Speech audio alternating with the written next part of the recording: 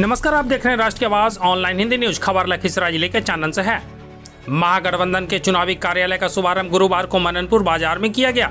इस अवसर पर सूर्यगढ़ा विधानसभा के महागठबंधन प्रत्याशी प्रेम सागर ने जनता को संबोधित करते हुए कहा कि उन्हें जनता का जो प्यार और स्नेह मिला है उसके लिए वे हृदय से आभारी हैं।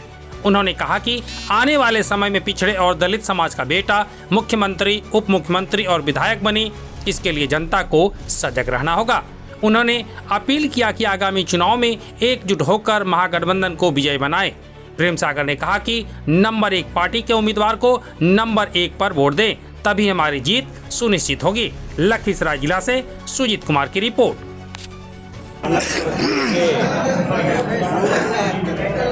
मननपुर बाजार में महागठबंधन का चुनावी कार्यालय का उद्घाटन हुआ, जिसकी अध्यक्षता बड़े भाई और वीआईपी पार्टी के कार्यकारी जिला अध्यक्ष वकील बिंद जी कर रहे हैं। आपने जो हमें प्यार, स्नेह और आशीर्वाद दिया है, बीते कुछ वर्षों में, कुछ महीनों में, उसी के बदौलत पार्टी ने एक सच्चा सिपाही, एक पार्टी के प्रति वफादार जो सिपाही होता है, कार्यकर्ता होता है, उसको आपके बीच टिकट देकर भेजा है। देखिए, यह चुनाव मैं नहीं लड़ रहा हूँ, यह चुनाव सूर्यगढ़ा का नौजवान लड़ रहा है, क्योंकि सूर्यगढ़ा का नौजवान को हर घर में नौकरी चाहिए। यह चुनाव सूर्यगढ़ा की माँ बहन लड़ रही है, जिनको 2500 रुपया महीना खाते में चाहिए।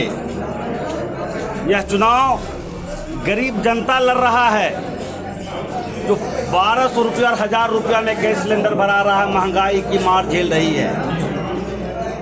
पूरे तरीके से चाहे विनय कृष्ण भाई ने बताया कि कैसे हमारा चानन का और सूर्यगढ़ा विधानसभा के अंतर्गत जितने भी रेल स्टॉपेज होते थे, उनको कैसे एक साजिश के तहत खत्म कर दिया गया।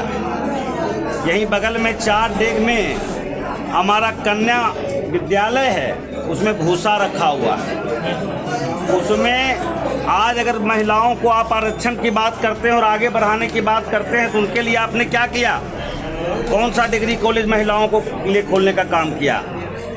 इसलिए ये सरकार बस कुछ लोगों के मुट्ठी में है, और यह सरकार गरीब विरोधी सरकार है, किसान विरोधी सरकार है, नौजवान विरोधी सरकार है। और तेजस्वी प्रसाद यादव जी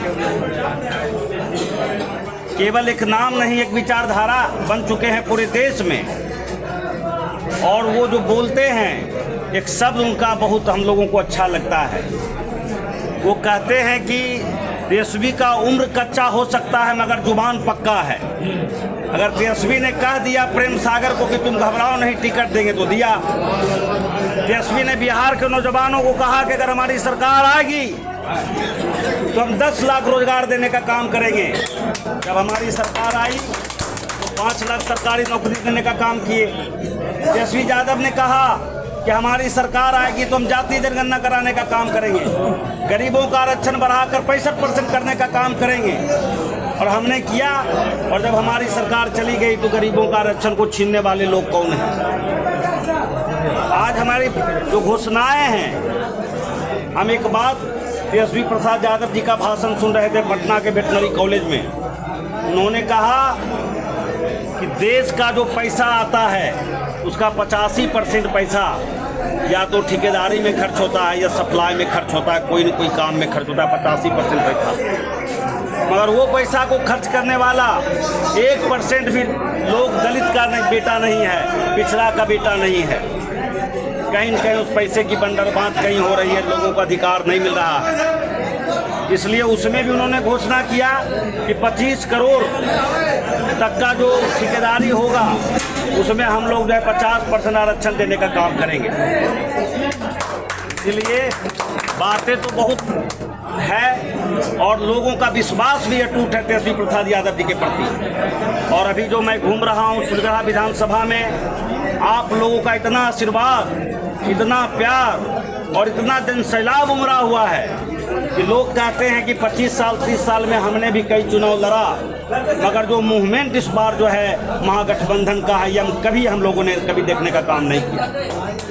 इसलिए और देखिए, आज हमारा कार्यालय का उद्घाटन हो रहा है और बड़े ही खुशी की बात है, जैसा कि जानकारी बच्चू बाबू दे रहे थे और थोड़ा सा हम भी देखे हैं कि आज महागठबंधन का सफल बैठक हुआ।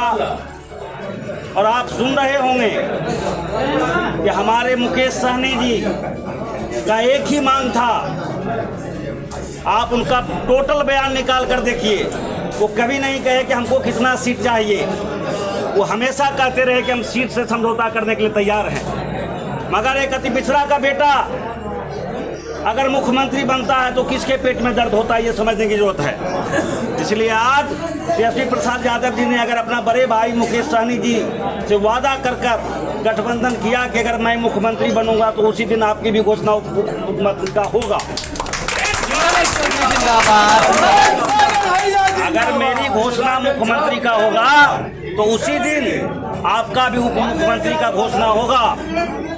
और इस विश्वास पर आज देखिए जो है वो खरा उतरे हैं और हमारा सफल गठबंधन हुआ। इसलिए मैं विशेष क्या बोलूं, मैं तो चानन का ऋणी हूँ सदा से, और मैं तो चानन में ही पला बढ़ा हूँ। बहुत लोगों को पता होगा और बहुत लोगों को पता नहीं भी हो। और चानन में मेरा ससुराल भी है, बनू बगीचा। तो सारे लोग तो चानन में बहन है, भाई हैं, दोस्त हैं, सारू हैं, सारे लोग परिवार के लोग। और उसके अलावा जितना भी जात पात से ऊपर उठकर आप चले जाइए, किसी भी पंचायत में कोई भी मुखिया जी या पूर्व मुखिया जी हैं और उनसे प्रेम सागर के बारे में, प्रेम सागर के व्यवहार के बारे में आप वकीले बिन से हम जी से पूछ लीजिएगा मेरे एब्सेंट में कि प्रेम सागर क्या है। इसीलिए बताने की जरूरत नहीं है। मैं नेता नहीं हूँ, मैं आपका बेटा हूँ और आपका बेटा बनकर हम काम करना चाहते हैं। इसलिए आप लोग एक बार विश्वास दिलाइए, जात पात जाति पार्टी को साइड कीजिए, आप एक बेटा को चुनिए, एक बेटा को आप आशीर्वाद दीजिए, अपना सेवक को चुनिए। और अगर आप हमको मौका देते हैं तो मैं कभी किसी से भेदभाव नहीं करूंगा और हमेशा आपके साथ 24 घंटा दुख सुख में खड़ा रहूंगा। बहुत बहुत